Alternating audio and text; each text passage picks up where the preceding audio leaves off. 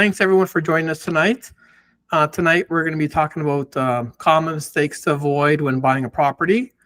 We're going to be just kind of sharing a few common things that Alex and I noticed in the industry of things to do and not do. At the same time, we like this to be also a little bit interactive. If you do have questions, feel free to raise your hand or write the question in the message board. We kind of, if we can answer your question right away. If your question is something that's going to be coming up soon, we'll let you know, and we'll make sure we get that question answered.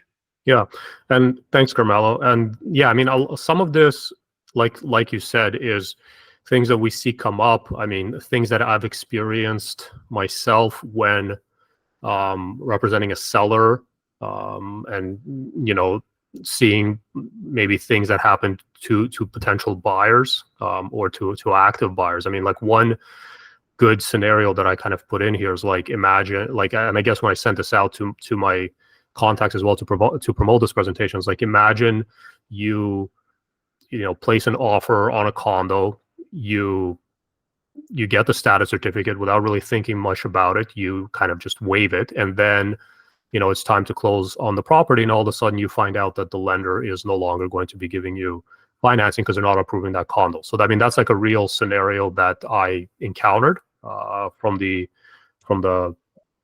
representing the seller, and this is something that happened to a buyer. So that's kind of like one of the things that drove us to start this presentation. But yeah, we'll get all into that. This is a little bit about me. Alex Zhvanetskiy of Remax Condos Plus in Toronto, top 1% in GTA condo sales in 2022 and also 23, and been a real estate investor since 2013. Carmelo? My name is Carmelo Buttice. I'm a mortgage agent at yourmortgageyourway.ca. I work for you, not for the banks. I have access to multiple lenders, and BMO is one of the new banks that's joined the broker world. This is another one big bank, which is great for us and great for me to help find financing for you. Nice. And as HSBC left, right? HSBC, they got bought out by RBC, and RBC, they don't work with brokers. We want to work with them. They don't want to work with us for whatever reason. So yeah, like Carmelo mentioned, if you have questions, I mean, we want to kind of have a bit of a, more interactive style of presentation here, just because we're going to be basically just going over several scenarios. So if you have a question, feel free to either raise your hand or just put it in the chat. And if it's something that we're going to be getting to in the presentation, we'll let you know. But if it's something to, have a discussion about at that point, we will do that for sure. So common mistake number one. Purchasing a property without a pre-approval. What's the risk? You don't have financing. You may not qualify for that house. Okay. The number one thing I see, Alex, is people who go look for homes, they find a dream home, and you probably show people some homes. Then when they want to get the financing, they see, oh, I don't qualify for that much of a mortgage. Every home they look for afterwards, they're trying to compare it to that dream home that they want to buy that they just can't afford. Yeah, I mean, something that I sometimes see as well is that buyers want to go out and start looking at homes with no pre-approval, and then they don't really, when we start kind of having a discussion about it, they just kind of like ballpark some number that they think that they should be able to, buy up to. Where they get that expertise, I don't know. I don't know if it's like just like one of those online. Is there like an online tool for this that gives people a ballpark idea of what they're pre-approved for, Carmelo? There's a lot of online apps. I even have an app where you could, put some information in and it kind of calculates qualifications. But it's not really pre-approval because you might have made an error. You might have been like, oh, I got a bonus and my bonus is guaranteed. I've been working with my company for a year. Well, the banks will only look at a bonus when there's a 2-year history. So you inflated your income, you think you qualify for more, but when the reality is when the bank looks at it, they're approving you for a lower amount maybe.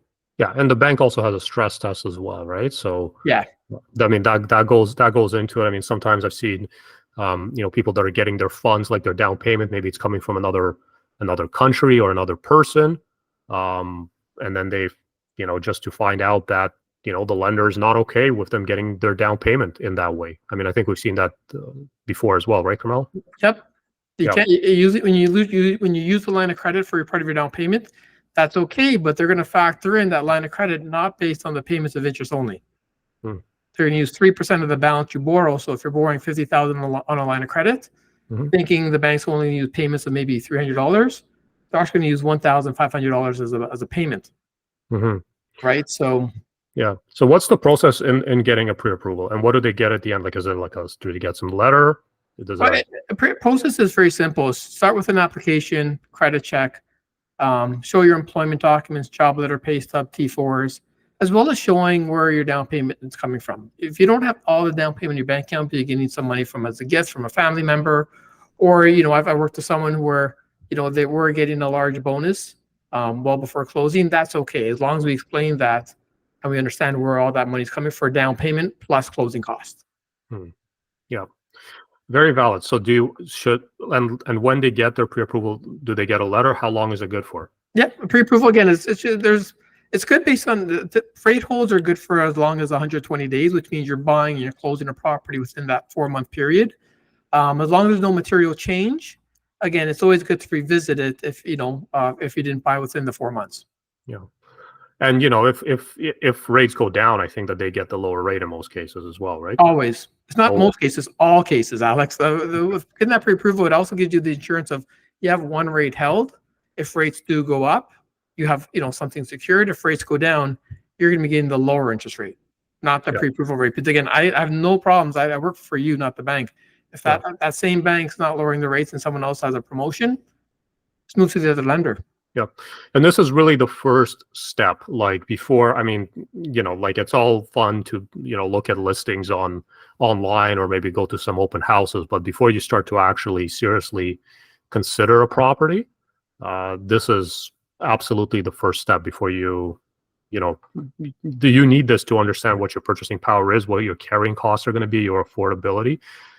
Incredibly important. And as we said, it's something that's free to obtain and gives you peace of mind and assurance and a rate hold. So it's win-win-win. Exactly. So what's number 2? Number 2 is waiting for a lower interest rate or for the real estate prices to fall. Yeah. I see this a lot. Yeah, I actually see a lot of people are, especially right now, we're all waiting for interest rates to come down. Or, a few years ago when prices were going up, people were waiting for prices to come down. We're waiting for an event that may or may not happen. If you're looking at buying a home as owner occupied, no need to wait. You're paying rent. You need a place to live. Stop paying rent. Find something, because you can't time the market.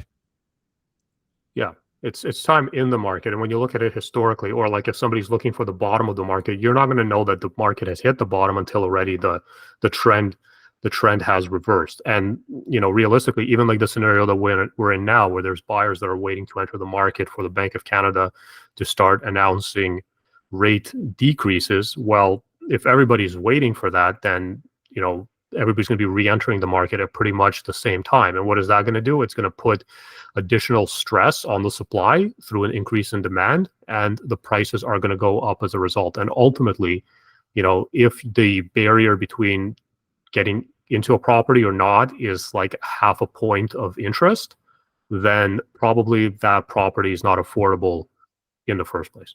Yeah. Waiting for things to happen that may or may not happen is kind of a big mistake.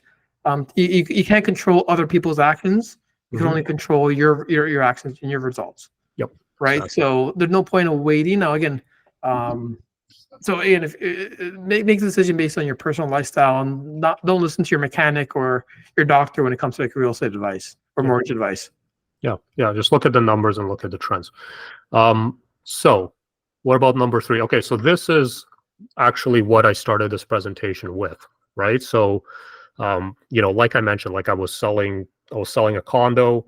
The buyer put in an offer with a status certificate condition. We sent them the status certificate after, having their offer accepted and receiving their deposit, and they waived it 2 days later. They have that period of time to allow their lawyer to review it, to send it to their mortgage broker to forward to their lender. And I'm not sure what they did with it or not, or even if they knew what they're supposed to do with that status certificate. They waived it, and then, a couple of days before closing, we get a call that they're looking to extend closing, and then it became a whole thing, because what happened is that they had certain assumptions about how much down payment they need, not needing a financing condition as well, and then they weren't able to get the financing that they were hoping for. They needed, instead of putting 5% down, they had to now come up with 20% down, because the condominium corporation had some deficits in the reserve fund, which would have been identified in the status certificate. So, I mean, ultimately, like the lender, they care more probably about the property that they're lending you on than on the borrower. Am I kind of right here? The properties are security. Everyone I've worked with that purchased a condo, none of them know this, but on every single condo purchase, even if you're putting 20% down payment, I have the phone numbers of the mortgage insurers. I called every single one of them to find out if when was the last time they did they insured this building. At times, they'll tell me, "Oh, Carmelo, this building, we've insured it just a few months ago. We noticed there was an issue with the status certificate." They will still finance somebody who has it, but it gives me some insight knowing, like, oh, okay, this may be a problem. Yep. Right? So most of the times it's not, but the key thing is if you're buying a product condo, make sure you have at least your lawyer review it, and not like, Alex, that scenario. It's scary how the buyers had the condition, decided to waive it without having a lawyer review it, when it could have saved a lot of headaches. Yeah, I mean, they probably wouldn't have ended up moving forward with that purchase.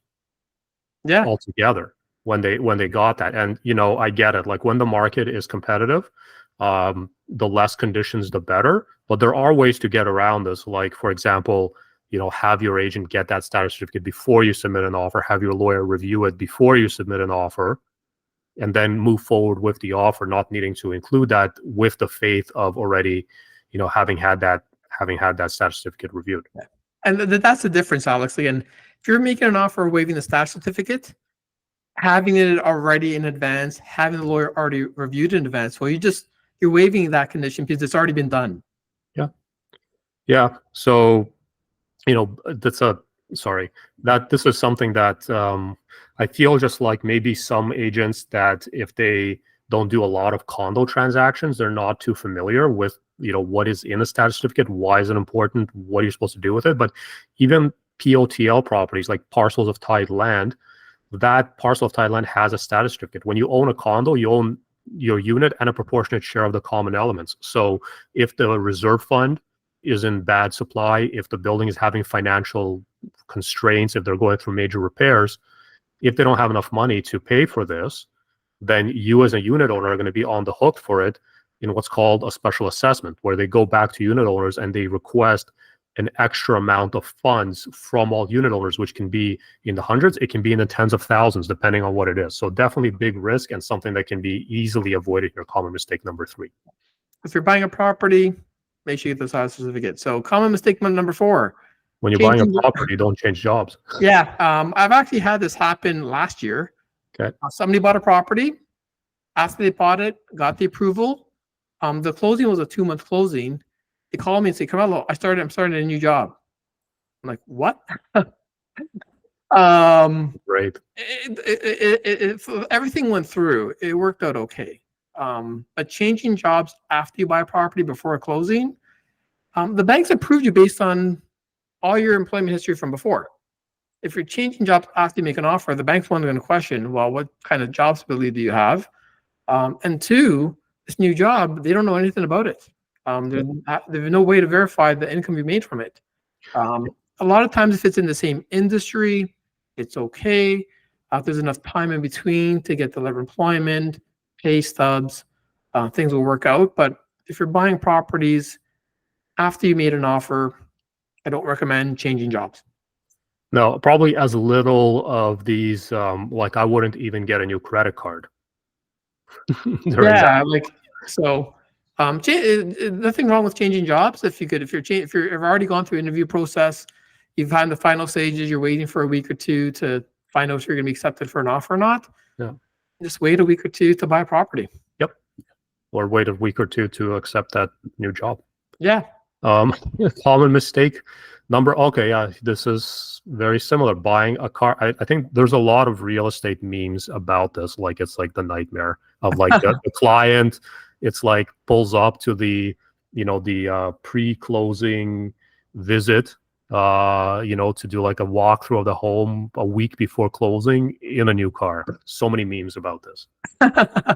No, it's not surprised because again, like once somebody buys a home, first thing that I see is people want to do is they buy a vehicle, and again, or they want to go on vacation the week before closing, thinking this is the last time they take a vacation in their life.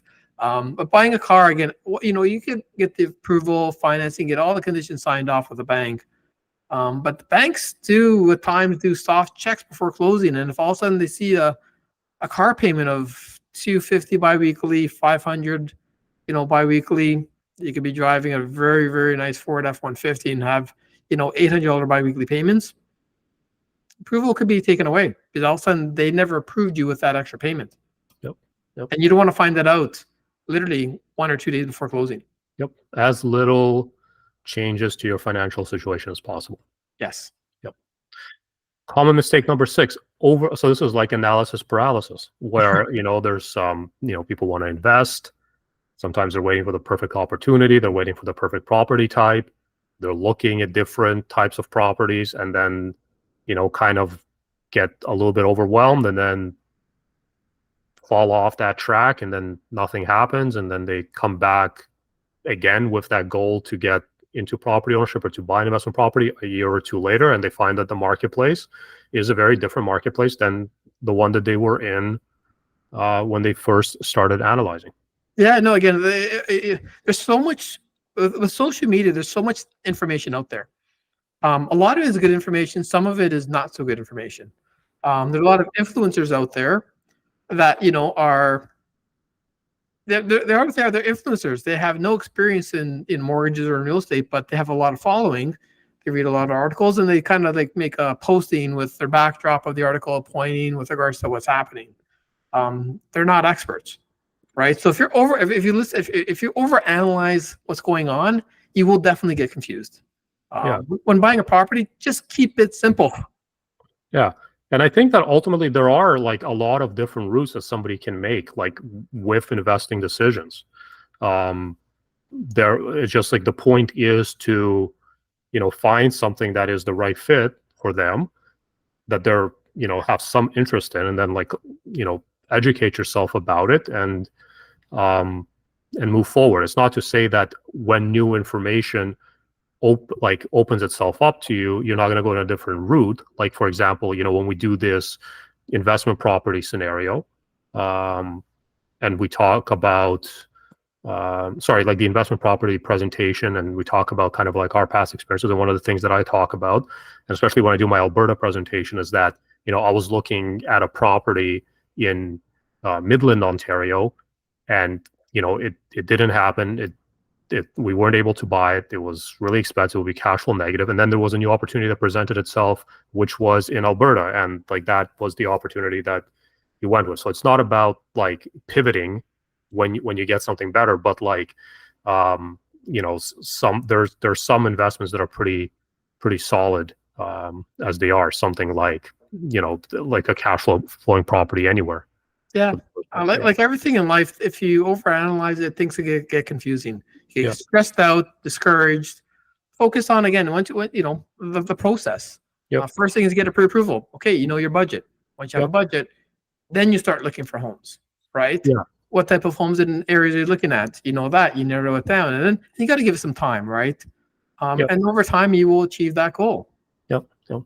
Yeah, and sometimes that happens when if you don't go through professionals, you're using like an online mortgage calculator, and you're kind of like guesstimating, figuring out what you're able to qualify for, and then you start to go in one route. But then when you actually, like when you find out the lenders are actually probably much more conservative than those mortgage calculators make them seem, I think like those mortgage calculators are a marketing tool to get people in the first place. Then maybe they're go back to the table. So it's like if you're, serious about investing in real estate, the first thing is to just kind of see what your financial situation is, get a pre-approval, and then at least you know what you're working with, and you can go in the direction. Maybe a bunch of these routes are not something that you can consider, but maybe there are still some options that are worthwhile.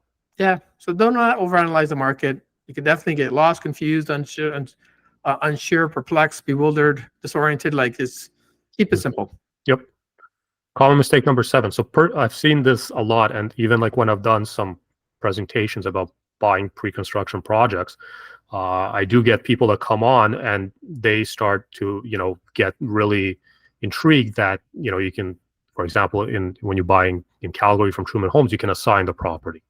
It's nice to have an assignment. Like, it's definitely something that if you're buying a pre-construction property, you want to know about. It's basically selling somebody else the contract to close on that property for you if you can't close on it yourself.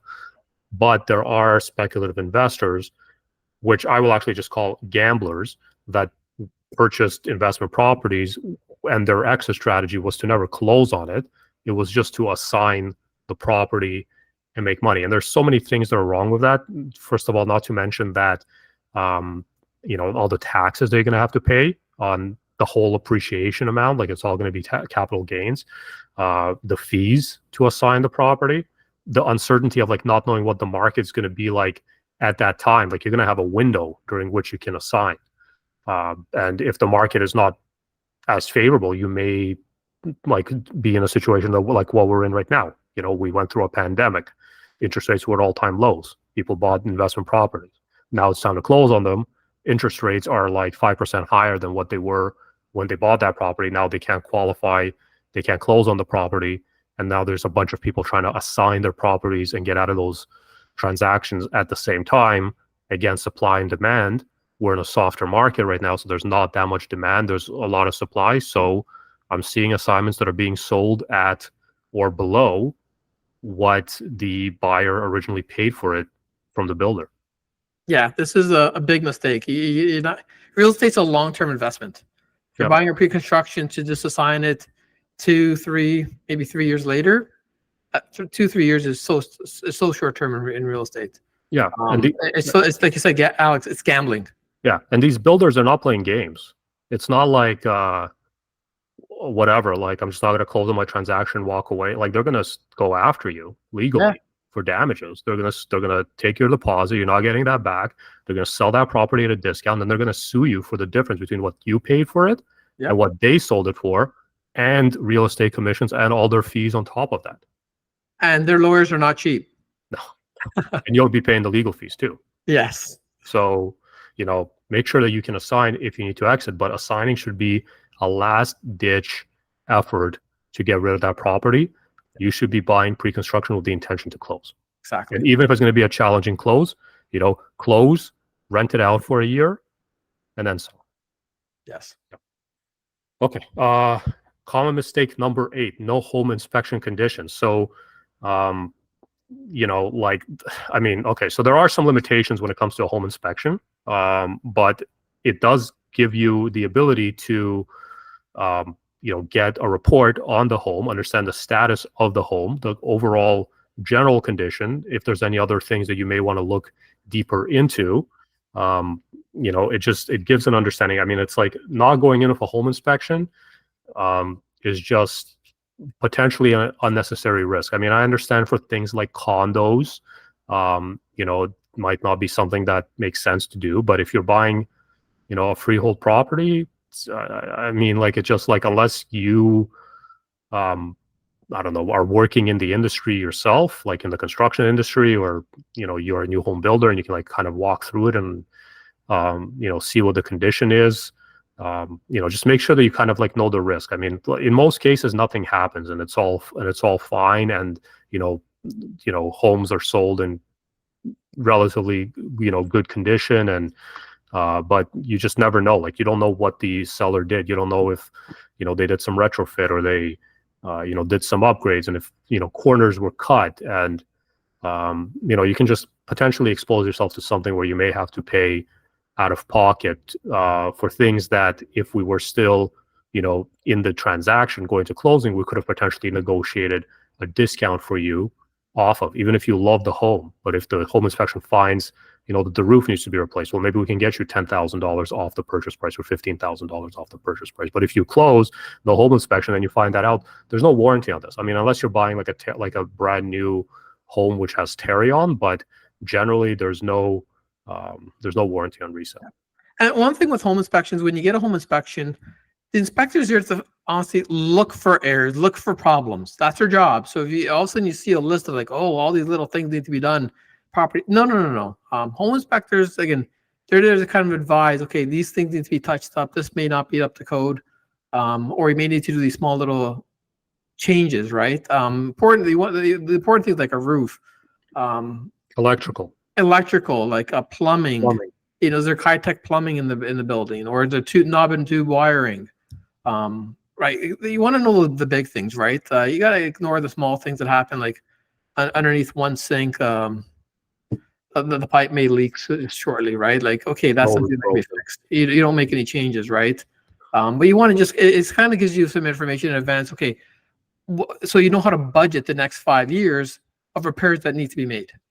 Yeah, exactly. And like I said, there are limitations to it. So, you may need to want to get like a, like if you're concerned about the electrical, like if the home inspection goes through and the home inspector identifies potentially some red flags or something that stands out to them, well, maybe you want to then have an electrician come in and, look at the property. And I mean, again, if you're not looking to include a lot of a lot of conditions in your offer, we can do the home inspection beforehand.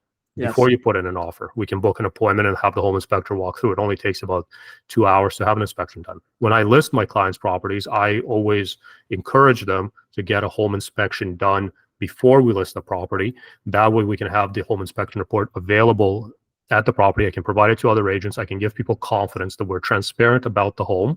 And that usually gives buyers a lot more confidence. Yes. Yep. And yeah, home inspection. Sorry, common mistake number 9. So no financing conditions. So what's the risks here, Carmelo? Well, that kind of goes back to like number 1. That's why we're saying it twice. If you're buying a property, you're putting a large down payment, spending a lot of money on this property. Pre-approval is like the word is. You're pre-approved. You're not firm approved, right? The banks doesn't know what property you're buying. You could be buying a property that was built in the 1920s, which is okay, but there could be issues with the electrical, right? Or you could be, if you're buying a condo, it's high-tech plumbing because you bought, one of those buildings that have high-tech plumbing. The banks will finance it, but if there's high-tech plumbing, they'll hold back some funds, right? All of a sudden, the amount of money you're expecting to get is not there, and you don't have any extra money for that down payment to make up any differences, right? So, pre-approval is what it is in the name. It's pre, not firm, right? So financing, once you have an approval, the bank's going to approve you. There's going to be conditions where it needs to satisfy, right? So an appraisal may be required, especially in this market. I've heard a few stories in the last 12 months with appraisals coming in lower than the purchase price. If you wait financing, you wouldn't have known about this. Now you have to make a larger down payment. Exactly. And like you're in a scramble coming up with, going from like 10% to 20. Yeah, or 20 to 25. Like it's just a whole, there's some things can be done, but I always recommend financing. There's nothing wrong with waiving financing. It's a choice a lot of people I work with, they make, as long as you know the risks. There's always going to be another bank that could do it, but you may not be getting the absolute lowest interest rate anymore. Are you okay knowing that the rate may be a little bit higher because you have to go to a different bank? And if you're okay with that, then it's like, okay, we look at the whole profile. And again, a lot of the property people buy, Alex, nowadays are in good condition. Yeah. And right? I think that also, like, sometimes, paying a little bit extra interest as opposed to having to come up with $40,000 more in a down payment might be worth the trade-off. I've had to do it in my career where, value came in lower. That bank didn't want to lower the mortgage amount. I threw another bank, another appraisal. The other appraisal came in a little bit higher, and things happen. Yeah, I think that's one of the important reasons why it is to work with a mortgage broker, because when you go to the bank to get your mortgage, I mean, that's great, but they only have the bank's products. Yes. Yeah. So I've stopped sharing the screen.